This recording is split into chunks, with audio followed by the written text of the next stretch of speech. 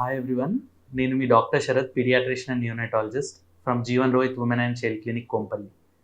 So ఈరోజు మనం తెలుసుకోబోయే టాపిక్ అంబ్లికల్ హర్నియా గురించి. సో చాలామంది పిల్లలు పుట్టిన తర్వాత ఒక 15-20 డేస్ తర్వాత జనరల్గా ఈ పిల్లల్లో బొడ్డు అనేది 6th or 7th డే పడిపోతుంది, లేదంటే 15 డేస్ లోపు పడిపోతుంది. దాని తర్వాత ఒక 20 డేస్ 30 డేస్ తర్వాత జనరల్లీ చాలామంది పిల్లలు పేరెంట్స్ తీసుకొని వచ్చే కంప్లైంట్ ఏంటంటే, మా వాడికి బొడ్డు ఇట్లా మీద వరకు వస్తుంది, ఉబ్బినట్టు అవుతూ ఉంది, వాడు ఏడ్చినప్పుడు ఎక్కువ అవుతుంది, పడుకుంటే కిందకి వెళ్ళిపోతుంది, దాన్ని ప్రెస్ చేసినప్పుడు గుడుగుడు అనే సౌండ్ వస్తూ ఉంది, దీనివల్ల మాకు చాలా భయం వేస్తుంది, ఏం చేయాలి, అసలు ఏంటిది అని చాలామంది అడుగుతూ ఉంటారు. సో దీన్ని అంబిలికల్ హర్నియా అని అంటాము. హర్నియా అంటే ఏంటి అంటే, ఒక కంపార్ట్మెంట్లో ఉండాల్సిన ఆర్గన్స్ ఇంకో కంపార్ట్మెంట్కి రావడం.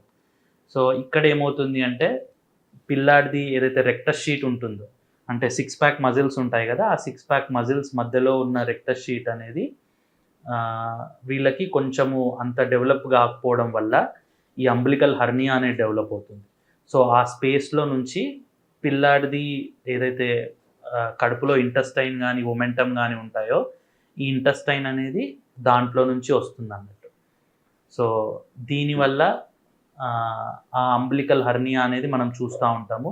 వీళ్ళు ఏడ్చినప్పుడు అబ్డామినల్ ప్రెషర్ ఎక్కువయ్యి అది మీద వరకు కనబడుతూ ఉంటుంది.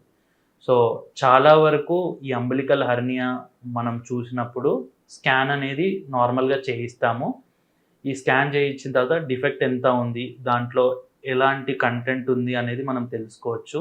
సో అందరి అంబిలికల్ హర్నియా పిల్లలకి సర్జరీ అవసరం పడదు. కొంతమంది పిల్లలకు మాత్రం, ఎవరికైతే 2 years తర్వాత కూడా ఈ అంబిలికల్ హర్నియా అనేది కన్సిస్టెంట్గా అలానే ఉంటుందో, వీళ్ళకి మాత్రం సర్జరీ అవసరం పడుతుంది.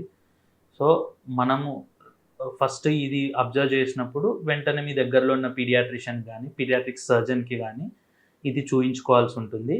ఒకవేళ వాళ్ళు స్కాన్ అడ్వైజ్ చేస్తే అల్ట్రాసౌండ్ అబ్డామెన్ స్కాన్ చేయించుకొని దీని డిఫెక్ట్ ఎంత ఉంది, కంటెంట్ ఏముంది అనేది తెలుసుకోవచ్చు.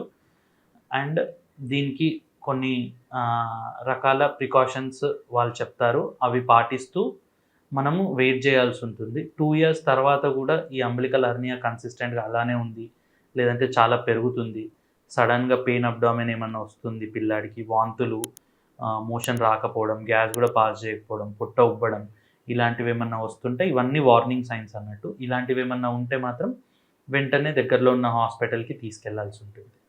సో వేరే ఏదన్నా పిల్లల రిలేటెడ్ ప్రాబ్లమ్స్ కానీ, వేరే పిల్లల రిలేటెడ్ ఇష్యూస్ కానీ ఏమన్నా ఉన్నట్టయితే మీరు మా క్లినిక్కి రాగలరు. Jeevan Rohit women and child clinic Kompally. Thank you.